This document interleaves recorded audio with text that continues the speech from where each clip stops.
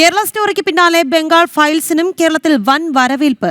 തിരുവനന്തപുരം ലുലു മോൾ PVR തിയേറ്ററിലാണ് കേരളത്തിലെ ആദ്യത്തെ show നടന്നത്. നിരവധി പ്രമുഖർ അടക്കം സിനിമ കാണാൻ എത്തിയിരുന്നു.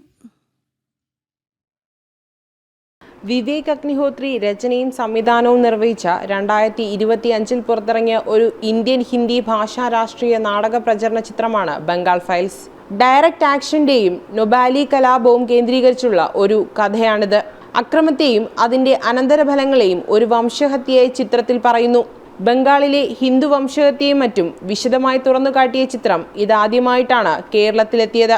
സിനിമ കാണാൻ പ്രമുഖരടക്കം നിരവധി പേരുണ്ടായിരുന്നു. എല്ലാവർക്കും സിനിമയെക്കുറിച്ച് ഒരേ അഭിപ്രായം.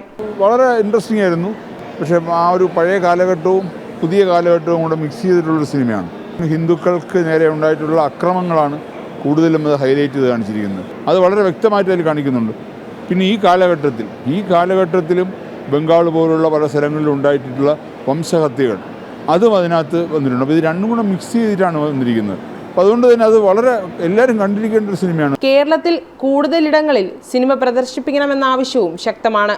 എല്ലാവരും കണ്ടിരിക്കേണ്ട ഒരു സിനിമയാണ്. കാരണം ഒരു എന്താ പറയുക, നമ്മളൊരു ഭാരതം എന്ന് പറയുന്ന നമ്മുടെ അമ്മ ഭാരതാംബ ഏത് രീതിയിൽ വെട്ടിമുറിക്കപ്പെട്ടു, അല്ലെങ്കിൽ ആ കാലഘട്ടത്തിൽ എന്തുകൊണ്ടത് വെട്ടിമുറിക്കപ്പെട്ടു എന്നെല്ലാം മനസ്സിലാക്കാൻ ദ ബംഗാൾ ഫയൽ എന്ന സിനിമ കാണുക തന്നെ വേണം. ബംഗാൾ ഫയൽസ് അനാവരണം ചെയ്യുന്നത് പശ്ചിമ ബംഗാളിൽ ഹിന്ദുജന വിഭാഗം അനുഭവിക്കുന്ന കൊടിയ യാതനയുടെ പച്ചയായ യാഥാർത്ഥ്യങ്ങളാണ്. മൂവി വളരെ നല്ലതായിട്ടാണ് എനിക്ക് തോന്നിയത്. മുർഷിദാബാദിൽ പ്രധാനമായി നടന്ന സംഭവങ്ങളാണ് ഇത് സിനിമയിൽ കാണിക്കുന്നത്. ഡയറക്റ്റ് ആക്ഷൻ ഇത്രത്തോളം ഭീകരമായി ഹൈന്ദവ ജനതയെ കൊല ചെയ്തു എന്ന് ഇത് കാണിക്കുന്നുണ്ട്. തീർച്ചയായിട്ടും ഇത് കണ്ടിരിക്കേണ്ട സിനിമയാണ്.